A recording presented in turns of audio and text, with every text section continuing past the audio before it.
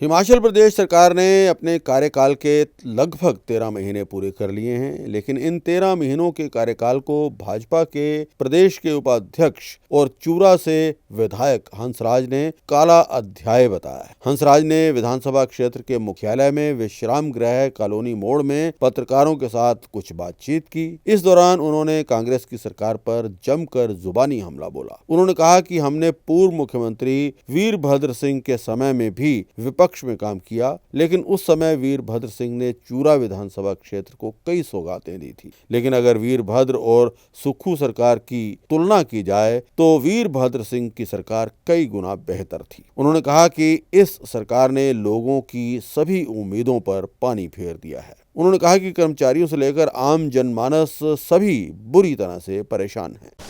ऐसा है, ये इस प्रदेश का बड़ा दुर्भाग्य है कि जब से ये मौजूदा कांग्रेस की सरकार बनी है, जितना शोषण इन 1 सालों में पूरे प्रदेश की जनता का हुआ है, ऐसा कभी नहीं हुआ है। मैं 2012 में भी ऑपोजिशन में था, लेकिन स्वर्गीय वीरभद्र सिंह जी एक ऐसे सशक्त व्यक्तित्व के व्यक्ति थे जिन्होंने इस प्रदेश को उस टाइम भी पीछे नहीं रहने दिया, जबकि वो भी कांग्रेस की सरकार थी। मैं कंपैरिजन कर रहा हूँ। तो उस टाइम हम डिवीज़न लेने में कामयाब हुए थे, एक सब डिवीज़न लेने में कामयाब हुए थे, सब तहसील, कई स्कूल, कई संस्थान।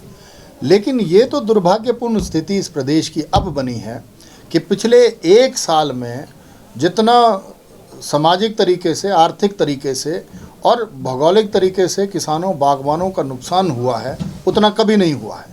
और मैं तो ये कहूँगा कि ये सरकार हर फ्रंट पे जो है इस 1 साल में फेल हुई है पूरी तरीके से। और जितना शोषण मुझे लगता है मुलाजमों का इस टाइम हुआ है, कोई डीए की किस्त इनसे जारी नहीं हुई, ओपीएस पे भी ये ठगने का काम कर गए हैं। आपने देखा होगा कि महिलाओं के प्रति जो इन्होंने कहा था कि 1500 रुपये देंगे, ऐसे ही 2 रुपये किलो गोबर, 100 रुपये किलो ये दूध, इस तरह की बड़ी सारी घोषणाएं इन्होंने की थी अपने घोषणा पत्र में। लेकिन मुख्यमंत्री जी जब ये कहते हैं कि चुनावों में ये ऐसी चीज़ें बोलनी पड़ती हैं, और अब वो 50% कह रहे थे ओपीएस में कि पेंशन हम 50% के हिसाब से देंगे, अब अंदर खाते की बात है कि वो 20% की घोषणा करने वाले हैं।